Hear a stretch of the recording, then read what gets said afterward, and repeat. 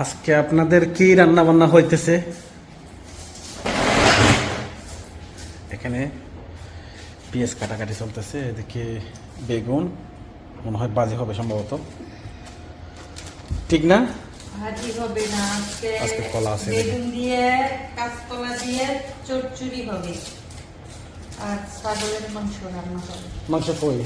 মাছটা তো দেখতেছি, এই যে এদিকে দিয়েছি। এগুলো মাংস আর এখানে মাছ,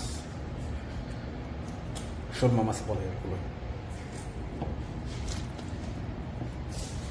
আচ্ছা ঠিক আছে, এই যে এদিকে কলা, এগুলো হচ্ছে মনে হয় চচ্চড়ির জন্য, তাই না?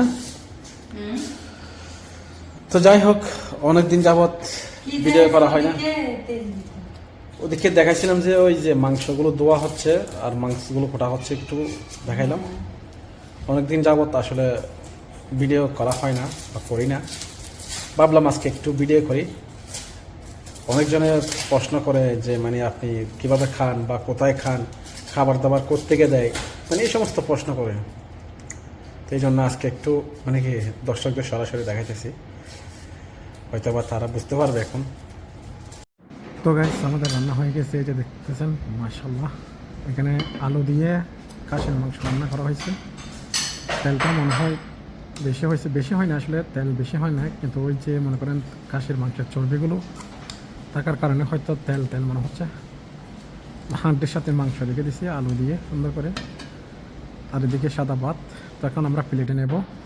এই যে দেখতেছেন, এটা হচ্ছে সুরমা মাছ দিয়ে চচ্চড়ি বানাইছি। এদিকে সালাদ নিয়েছি, লেবু, তারপর এদিকে আছে আপনার এগুলোকে খাস বলে, খাস আরবিতে। তো এগুলো দেখাবো। বিসমিল্লাহির রহমানির রহিম।